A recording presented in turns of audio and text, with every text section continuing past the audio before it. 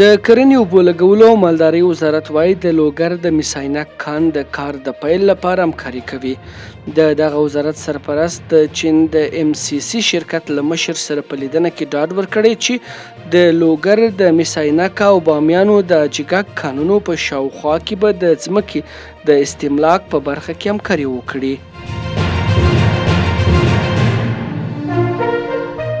د افغانستان برېښنا شرکت وایي چې د نغلو برېښنا بند د دویم توربین د ترمیم چارې بشپړې او بیا ځلې فعال شو. د یاد شرکت په وینا اوس مهال د دې توربین برېښنا له شبکې سره وصل شوی دی.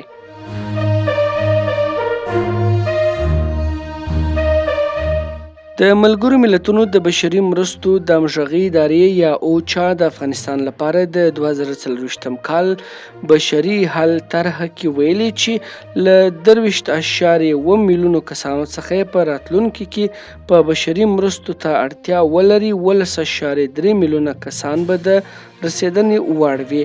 په دغه طرحه کې راغلي دي چې زیانمنونکو ډلو لکه ښځو او معلولیت لرونکو ته به لومړیتوب ورکړل سي ترڅو روغتیایي او ښوونیزو خدمتونو کې خوراکي توکو او پاکو اوبو ته لاسرسی پیدا کړي. اوچا ویلي چې د افغانستان نازک اقتصادي وضعیت بشري مرستو ته اړتیا لري او پر ښځو د بندیزونو دوام به یې لا خراب کړي.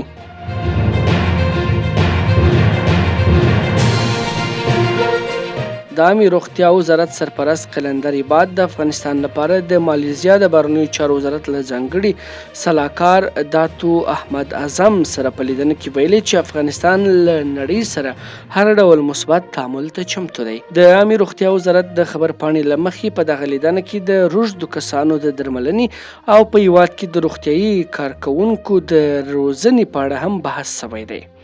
خبرپاڼه زیاتوي چې په دغه لیدنه کې ښاغلي اعظم د روغتیایي برخې سربیره په نورو برخو کې هم له افغانستان سره د مرستو ډاډ ورکړ.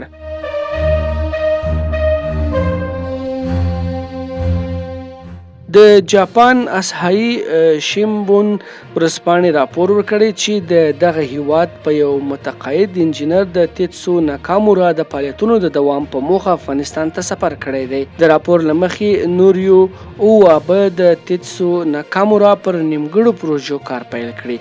تیتسو ناکامورا شاوخوا 4 کاله وړاندې په ننګرهار ولایت کې ووژل شو.